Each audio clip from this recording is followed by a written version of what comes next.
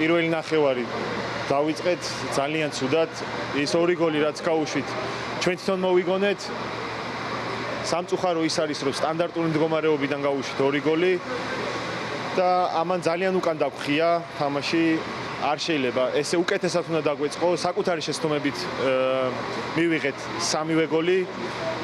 გული მწყდება მესამე გოლი ჩემი შეცდომით გაუშვით, ამიტომ ამ 3-0 შემდეგ ძალიან კარგად ვითამაშეთ.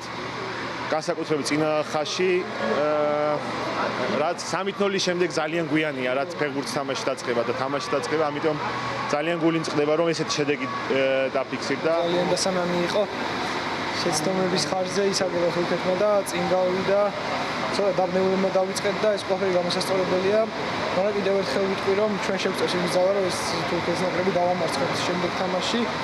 რაც შეეხება ბულგარეთთან მატჩს, მომზადებით, გავანალიზებთ რა შეცდომები ქონდა და იმედია გამოვასწორებთ და დადებით შედეგს მივიღეთ. პირველი ტაიმი ვფიქრობ, რომ ვერ დავიწყეთ ისე როგორც ჩაფიქრებული ქონდა და ისე როგორც დაგეგმილი ქონდა და ვფიქრობ ამან განაპირობა ის შედეგი რაც თავიდან მივიღეთ. არ ქონდა თურქეთს ძალიან ბევრი მომენტები, უბრალოდ რაც ქონდათ გამოიყენეს და უფრო ყურადღებით უნდა ყოფილიყავით და უფრო როგორც თქვა, სწორად უნდა გვეთამაშა ალბათ იმ მომენტებში და ვფიქრობ, რომ მე ხასიათი გამოვავლინეთ და მეორე ტაიმში გვინდოდა რომ ფრემაინს დაგვემთავრებინა, მაგრამ არ აუშავს.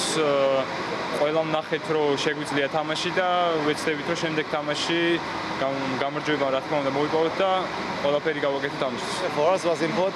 ეს მოგება ჩვენთვის ძალიან მნიშვნელოვანი იყო. ახალი ციკლის გამარჯვებით დაწყება ყოველთვის განსაკუთრებით მნიშვნელოვანია. ვიცით, რომ საქართველოს ძალიან ძლიერი გუნდია, განსაკუთრებით ევროპის ჩემპიონატზე ითამაშეს ძალიან კარგად. სიმართლე რომ ვთქვათ, დღეს მათგან უფრო მეც ველოდით. ჯერ მხოლოდ სეზონის დასაწყისია და თამაში მარტივი არ არის, თუმცა ჩვენ გავიმარჯვეთ და ამით ბედნიერები ვართ.